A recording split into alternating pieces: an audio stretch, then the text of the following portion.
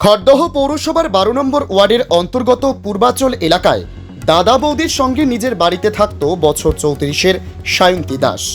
সায়ন্তী খড়দহে এক ইংরেজি মাধ্যম স্কুলের লাইব্রেরিয়ানের কাজ করত। সম্পত্তিগত বিবাদের কারণে দাদা বৌদির সঙ্গে গন্ডগোল লেগেই থাকত, আর তার জেরে দাদা বৌদি সায়ন্তীকে বাড়ি থেকে বের করে দেয়। সায়ন্তী দাস একজন ক্যান্সার আক্রান্ত রোগী। বাড়ি থেকে বের করে দেওয়ার পর বন্ধুদের কাছেই থাকত সায়ন্তী দাস। হাসপাতালে ভর্তি থাকা অবস্থায় ক্যান্সার রোগে আক্রান্ত হয়ে সায়ন্তী দাসের মৃত্যু হয়। বন্ধুরা সায়ন্তীর মৃত্যুর খবর জানায় তার দাদা বৌদিকে ফোন করে, আর সেই খবর জানার পর বাড়িতে তালা লাগিয়ে চলে যায় পরিবারের লোকজন। টানা 6 ঘন্টা বাড়ির বাইরে রাস্তার উপর সায়ন্তী দাসের মৃতদেহ পড়ে থাকে। এই অমানবিক দৃশ্য দেখে সরব হয় এলাকাবাসী থেকে শুরু করে সায়ন্তী দাসের বন্ধুরা। অবশেষে রহুরা থানার হস্তক্ষেপে শেষ পর্যন্ত বন্ধুরাই শেষকৃত্য সম্পন্ন করল সায়ন্তী দাসের। বিষয়টা কি হয়েছে যদি বলেন। বিষয়টা হচ্ছে হলো এই বাড়ির মেয়ে, কিন্তু ওর দিদি আর দাদা আসেনি। আমরা যখন মরে গেছে খবর দিয়েছি, ওরা আসেনি। মরার আগেও খবর দেওয়া হয়েছে। কয়েকদিন আগে ওর অবস্থা খুবই খারাপ ছিল, তখনও আমরা ফোন করে। সমস্যা ছিল না? ও ক্যান্সার হয়েছে। তারপর ট্রিটমেন্ট উনি আমরা কি এই বাড়িতে থাকতেন? না। আচ্ছা। ও এই বাড়িতে ওর দাদা ওকে থাকতে দিত না। আচ্ছা। তো বন্ধুদের বাড়িতে মানে কোনো সময় ওই বন্ধুতে, কোনো সময় ওই বন্ধুর বাড়ি এই করে করে মানে ও ছিল। লাস্টেও আমার বাড়িতে ছিল। আর আজকে মারা কি নাম ওনার? সায়ন্তী দাস। মারা যাওয়ার পরে কি ওর মৃতদেহ নিয়ে এসেছেন বাড়ির সামনে? কখন নিয়ে এসেছেন? আমরা বিকালে নিয়ে এসেছি। কটার সময়? ও মারা গেছে 4টে 4:30-এর মধ্যে।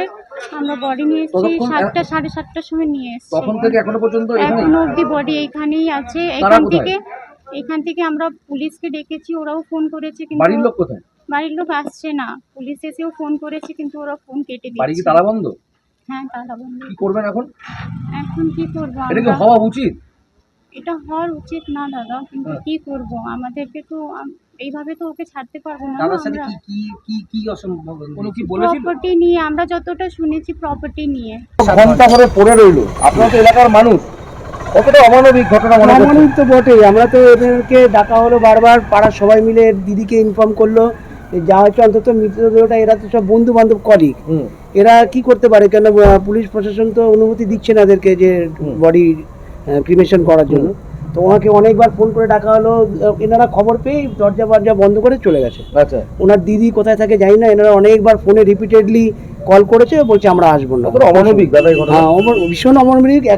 নাইনে করে 5 ঘন্টা ধরে বডিটা এইভাবে রাস্তায় পড়ে আছে। আচ্ছা। এবার বাধ্য হয়ে ওনারা আবার পুলিশের দ্বারস্থ হচ্ছে। পুলিশ এইমাত্র এসে ওই সবাইকে দিয়ে একটা অ্যাপ্লিকেশন করাতে বলেছে। ওনারা মনে হয় জিডি করতে গেছে থানাতে।